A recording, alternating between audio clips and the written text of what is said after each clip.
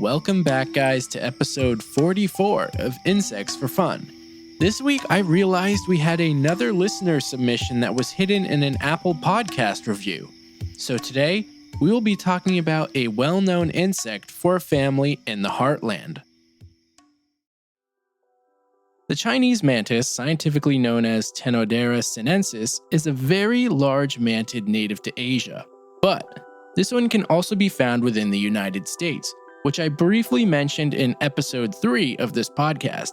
Today, we're going to really look at and learn all about this specific species, including how it got into the US, starting now. See, it all started back in 1896 when a plant nursery worker in Mount Airy, Pennsylvania accidentally released the Chinese mantids into a nursery. Now, how exactly he got the Chinese mantis, I'm not sure, but it's believed that they came in a shipment of plants from China. Some sources online say this was actually purposeful, but I genuinely believe this one was not intentional, because not long after, the European mantis was introduced to help control pest insect populations. This Chinese mantis is actually the largest mantis species within the US, reaching a max length up to 5 inches, but these are most commonly seen around 11 centimeters or 4 inches. They're often a mix of brown/tan and green, but individuals can be entirely green or light brown as well. These, similar to others, are sexually dimorphic, with the males being incredibly slim and the females having a wider body. Some people actually confuse the males with stick insects, but you guys wouldn't do that, right? The life cycle for a Chinese mantis begins like all other mantids with something referred to as an ootheca. This is a large egg case which females can spend between 1 to 5 hours laying depending on the size. Now, some of you might be thinking the process is similar to chickens laying an egg, but that giant mass is not pushed out like childbirth or the eggs of birds and reptiles. This mass is actually produced carefully, the way a skilled employee fills an ice cream cone with soft serve from a machine. Oh god. Did I just ruin ice cream? I don't know, but we're moving on. So we now have this hardened yet soft and fluffy looking egg case called an ootheca. And yes, the Chinese mantis ootheca does look strangely soft and fluffy compared to other species. Once the process is complete, the eggs remain safe inside this casing for the duration of winter, if you live in a place with cold winters. And the young mantids hatch in spring. Now, if this ootheca was laid in a warmer climate, then you can expect eggs to hatch in around 10 to 15 days, provided the weather is warm and relatively humid.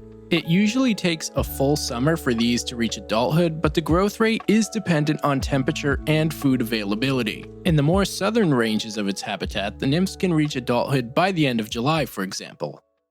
A really interesting trait that's been documented in this specific species is the ability to lay fertile eggs without breeding.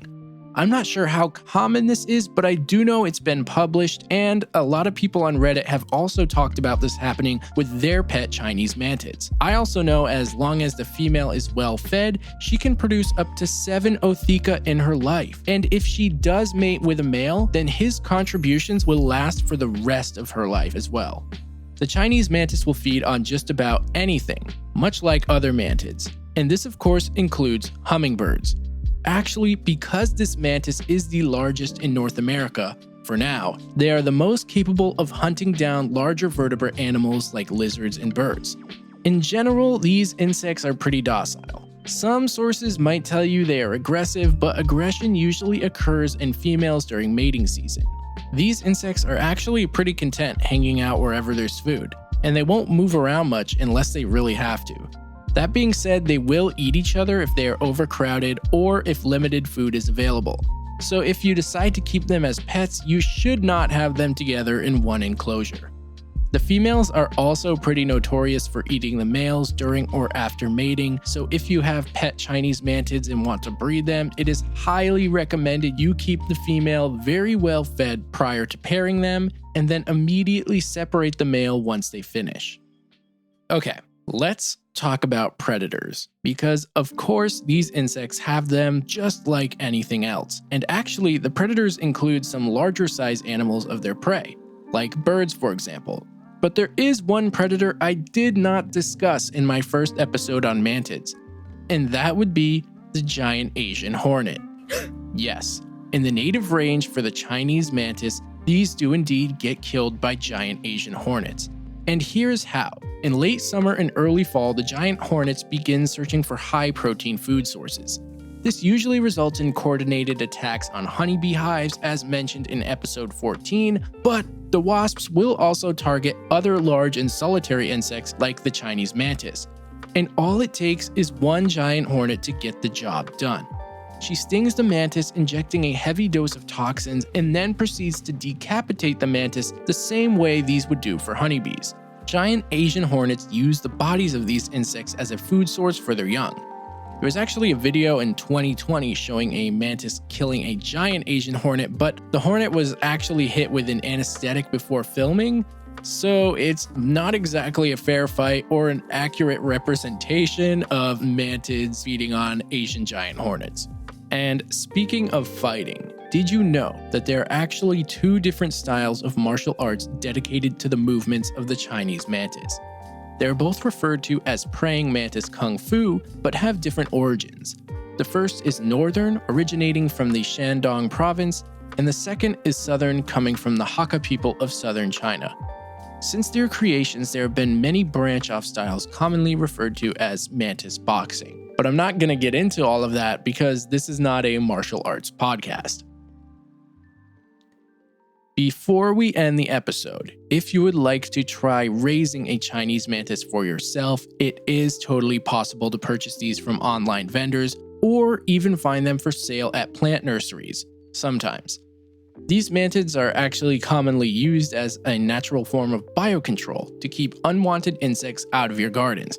But it's kind of a double-edged sword because they'll kill off both the good and the bad. Now, if you choose to keep one in your home, some good practices would be to keep the temperature around 70 to 85 degrees Fahrenheit, or 21 to 29 degrees Celsius. But having the temperature drop to 17 C or around 60 F at night isn't a big deal.